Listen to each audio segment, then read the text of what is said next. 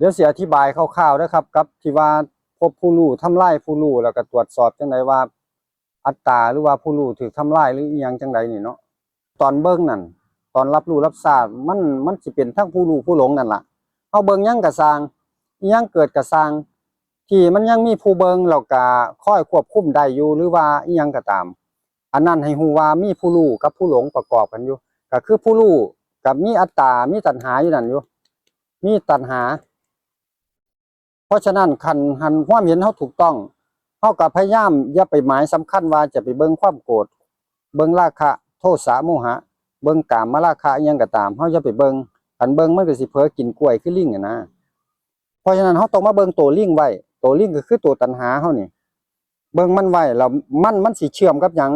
มันอาศัยอุปกรณ์ลิงนี่มันอาศัยอุปกรณ์ก็คือกายวาจาใจจังสิสำเร็จประโยชน์ได้เห็นบ่เพราะฉะนั้นเฮามาต้องมาล็อกลิงไว้ล็อกลิงก็คือวาจากายใจกายก็คือบ่เอากายไปใส่วาจาก็คือบ่คำเว้าบ่ไปเน็บหรือว่าบ่ไปคอมเมนต์ต่างๆนานาที่เขาสิบ่ถูกใจเฮาหรือว่าโทรศัพท์บ่ยกไปหาปรึกษาผู้นั้นผู้นี้ตอนมันเกิดนะให้สำรวมไว้ที่นี่สำคัญคือตัวใจนำบัดนี้นักปฏิบัติทั้งหลายส่วนมากสิบ่ค่อยเท่าทันใจก็คือใจมันไปแทรกแซงแล้วว่ามันโกรธบ่ดีดอกมันโกรธอันนี้มันดับอันนี้มันเป็นนั่นจังซี่มันเป็นทุกข์ตัวนี้เอาความรู้ใส่เข้าไปเบิดบัดนี้อันราคาโทสะโมหะก็มอดลงก็ซ้ำว่าเลื่อนทั้งหลังน่ะเอาน้ำสาดมันก็มอดลงเลื่อนก็เลยบ่ถูกเผานี่วิธีนึงอีกวิธีนึงคือออกจากเลื่อนก็คือว่าเลื่อนมันสมบูรณ์แบบนั่นแหละแต่ว่าลิงมันสิเข้าไปอยู่ในเลื่อนในบ้านตัณหาเฮานี่ก็คือมันสิไปแทรกแซงเฮาบ่ให้มันแทรกแซงบ่ให้มันแทรกแซงพอมันแทรกแซงบ่ได้มันก็เดือดร้อนมันดิ้นเต็มที่อยากใส่อยากระบายพอถึงจุดนึงมันก็ขาดจากกันคือตัณหาเนี่ยมันแตกดับเพราะว่ามันบ่ได้ระบายบ่ได้ใส่ตามเคยใส่ตามสันดานตามอนุสัยลิงเคยกินกล้วยมันก็บ่ได้กินจังซี่นะบัดที่นี่พอถึงจุดนึงมันสิฮู้เองดอกว่าผู้รู้ผู้หลงตอนมันคุกคีกันนั่นมันเบิ่งแทบจะเบิ่งบ่ออกเลยมันรู้มันหลงมันรู้มันหลงอยู่นั่นตอนนั้นบัดที่นี่ถึงจุดนึงมันเริ่มเหนือขึ้นเรื่อยๆเหนือขึ้นเรื่อยๆมันจะเกิดความรู้เองว่าผู้รู้กับผู้หลงนั่นบัดที่นี่ถึงจุดนึงตัณหาบ่ได้ใส่บ่ได้ระบายมันก็เบิดกำลังมันสิอ่อนคือลิงบ่ได้กินกล้วยบ่ได้กินอาหารมันก็อ่อนเบิดแห้งนอนเอแลบ่สามารถมีฤทธิ์เลยคนย่างไปย่างมามันก็บ่สามารถมีฤทธิ์สิไปกัดไผมันก็ค่อยๆเบิดลมหายใจไอ้ตัวตัณหากันมันก็อ่อนเอแลในใจนี่บัดนี้ทุกข์สิออกมาตัวที่ตรวจสอบก็คือว่าทุกข์มันสิว่างออกมาทุกข์ว่างออกมานั่นแหละคือว่าปัญญาก็เกิดแล้วกระแสทุกข์นี่เป็นกระแสทุกข์โลกุตระแล้วบัดนี้กระแสทุกข์เกิดแสดงว่าปัญญาเริ่มเข้าโลกุตระแล้วเพราะว่าบ่มีตัวผู้ใดไปแทรกแซงได้บัดนี้คือดวงอาทิตย์เมฆเปิดออกกระดวงอาทิตย์ก็เริ่มจ้าเมฆค่อยๆมายออกดวงอาทิตย์ค่อยจ้าคือทุกข์คือกันทุกข์ที่เป็นองค์ปฐมฌานมันก็คอยแสดงทุกข์แผ่วขึ้นมาปฐมฌานมีวิตกวิจารปิติสุขเอกคตาอยู่ในนี้แต่ว่าวิตกนี่คือวิตกวิจารในธรรมในทุกข์ตัวนี้ปิตินี่บ่แม่นความยินดีพอใจอย่างเดียวก็เป็นความตื่นก็ได้ภายในสุขก็คือทุกข์อันเดียวกันมันก็เป็นแสดงสภาวะทุกข์ที่หมุนติ้วขึ้นภายใน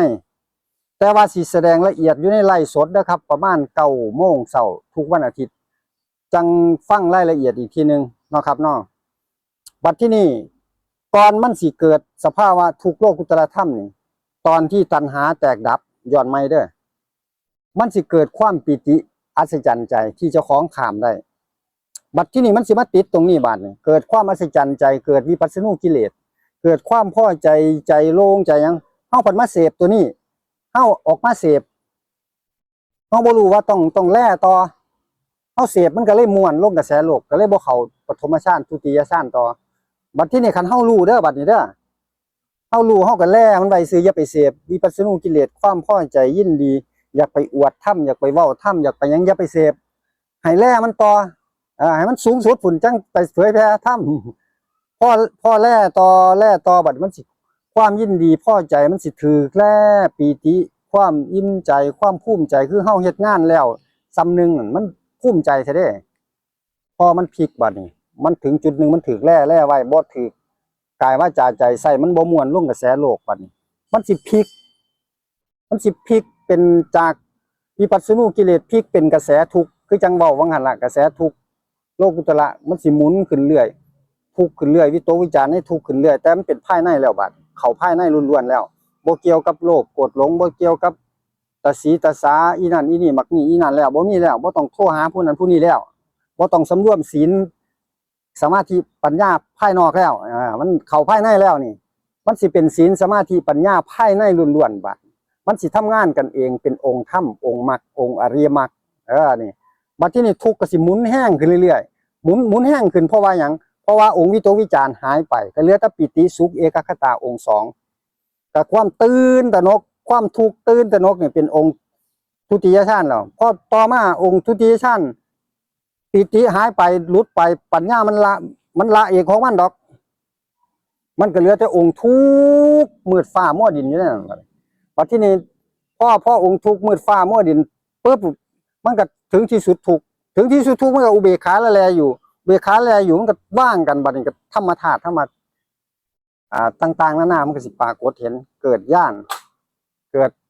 าณทัศนะกับเฮาบัดทีนี้ชีวิตประจำวันมาต่อมาเฮาก็มาเริ่ม